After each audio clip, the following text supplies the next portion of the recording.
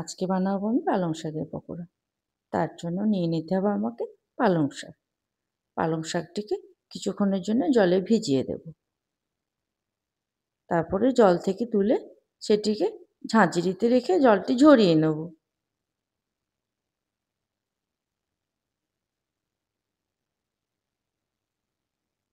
জলটি ঝরে গেলে কিছুক্ষণের জন্য তাকে সেদ্ধ করতে দেব।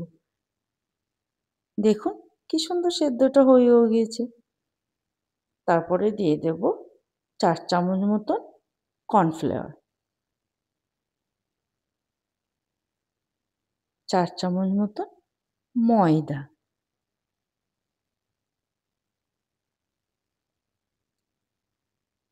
4 চামচ মতন বেসন, সামান্য পরিমাণ বেকিং পাউডার,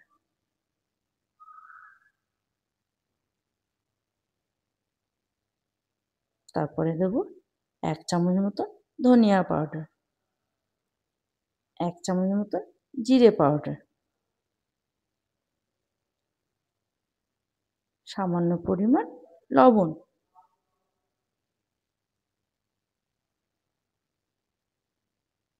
আর দেব 1 চামচ ভাজা মশলা।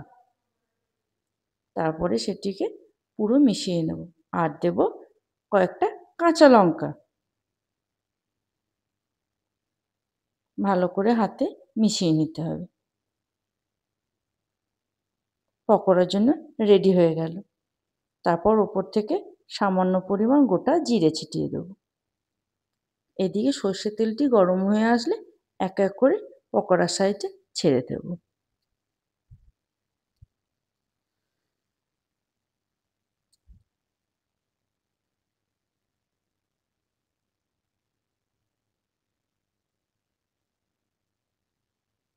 তারপর আস্তে আস্তে এপিঠ ওপিঠ উল্টিয়ে ফেলব।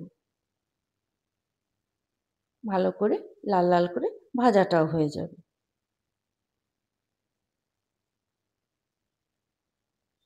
ভাজা হয়ে গেলে এক এক করে সব তুলেও নেব।